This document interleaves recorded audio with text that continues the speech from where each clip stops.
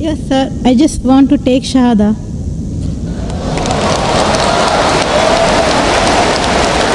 Masha'Allah.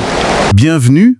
Aujourd'hui, on explore un échange assez marquant, une conversion publique à l'islam. On va essayer de décortiquer un peu comment ça se passe et ce qui est dit juste après. Oui, c'est intéressant parce que ça touche à la charada. Ashhadu Ashhadu Allah Allah ilaha ilaha illallah illallah wa ashhadu wa ashhadu anna anna Muhammadan Muhammadan abduhu abdu wa rasuluhu wa wa rasuluhu. Masha'Allah, sister. L'attestation de foi, c'est vraiment l'acte fondateur. Et le faire en public, comme ici, ça a une portée particulière. On voit bien l'interaction directe. Alors, regardons ça de plus près.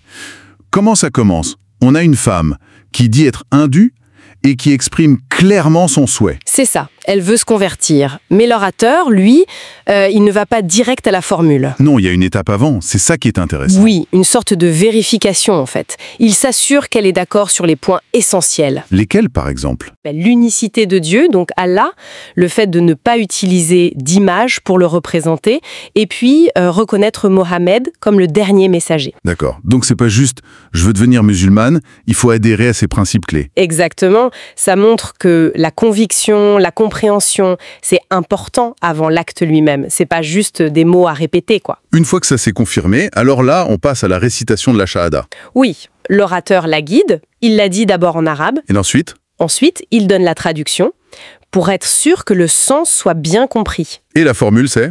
C'est « j'atteste qu'il n'y a pas d'autre Dieu qu'Allah et j'atteste que Mohammed est son serviteur et son messager ». C'est court, mais très dense. Et ça, c'est la porte d'entrée officielle en quelque sorte. C'est exactement ça, c'est le premier des 5 piliers de l'islam. Le fait de donner la traduction, ça insiste sur l'importance de comprendre ce qu'on dit, ce à quoi on s'engage. Et juste après ça, l'orateur le dit formellement. Elle est maintenant musulmane. Oui, il acte la transition. C'est un moment assez fort. Ce qui m'a marqué aussi, c'est la suite immédiate. On passe très vite de cet acte de foi à des choses très concrètes. Tout à fait, les conseils arrivent tout de suite. Et quel type de conseils? On lui dit pas, voilà la liste de tout ce que tu dois faire. Non, pas du tout. Au contraire, on l'encourage à apprendre, mais progressivement. L'accent est vraiment mis sur la foi intérieure, l'iman. Genre, le plus important, c'est la conviction, c'est ça? Voilà. La pratique, bien sûr, c'est essentiel en islam, mais on lui dit que ça viendra petit à petit. C'est une façon de, peut-être, rassurer. Oui, de pas mettre une pression énorme dès le début. L'idée, c'est, la foi est là, le reste va suivre. C'est ça. Et pour que ça suive, justement, on ne la laisse pas seule. Ah, on l'oriente. Exactement. On lui propose un contact par email et surtout, on lui dit de se rapprocher des organisations islamiques locales. La communauté est tout de suite mentionnée. D'ailleurs, elle pose la question, non? Sur comment apprendre la prière, par exemple. Oui, elle demande comment faire pour les aspects pratiques. Et la réponse, c'est la communauté. C'est ça.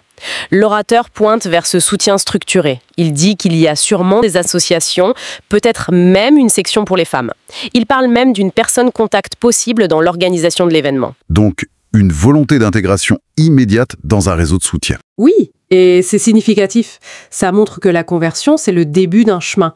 Et ce chemin, en islam, il est souvent pensé comme collectif. L'apprentissage, le soutien, ça passe beaucoup par la communauté. Ce n'est pas juste une démarche individuelle isolée. Donc, si on résume un peu ce qu'on a vu dans cet extrait, on a déclaration publique. Précédée d'une vérification des croyances clés. Ensuite, la shahada, l'acte formel. Avec traduction pour la compréhension. Et tout de suite après, pas une liste de règles, mais des encouragements, l'accent sur la foi. Et une orientation très nette vers la communauté pour l'apprentissage et le soutien pratique. C'est assez clair comme processus finalement. Oui, et ça soulève une réflexion, je trouve, sur cette dynamique entre l'acte personnel, mais fait publiquement, et cet ancrage immédiat dans le collectif. Comment cet équilibre de départ peut influencer la suite? Et oui. Comment est-ce que cette mise en avant de la communauté, dès le premier jour, façonne l'intégration, la pratique, le vécu de cette nouvelle foi au quotidien? C'est une question intéressante sur l'articulation entre l'intime et le social dès le seuil de la religion.